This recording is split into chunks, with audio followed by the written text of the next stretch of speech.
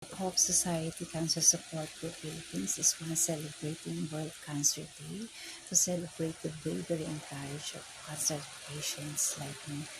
Hi, my name is Jane De Leon, also known to my buddies, to all my buddies, Body Jane of Hearts of Hope Society.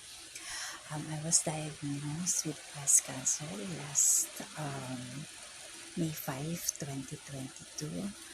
So during yung journey ko po doon is hindi naging madali.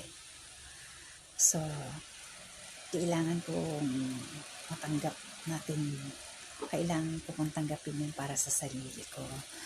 And through that acceptance, ito rin yung naging daan ko para tumibay yung paniniwala ko kay Lord na mapapagaling na tayo.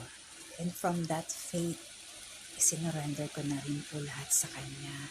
Sabi ko, bahala na. Kailangan kong ipanalo tong laban na to. Sa maraming mga pagsubok na dumaan po sa buhay ko, na nalampasan ko yun at naipanalo ko. So sabi ko nga sa sarili ko, ito pa ba, hindi ko kayang ipanalo. So syempre, kailangan manalo ako dito.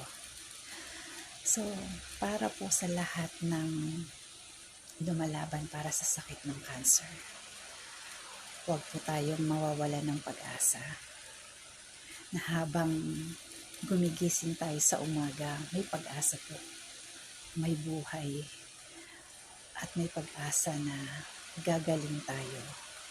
Sabi nga God is with us, God is good, He is our Savior. Siya ang ating dakilang manggagamot. So doon pa lang alam na natin na may kagalingan. So yun yung panghahawakan natin everyday. Happy World Cancer Day.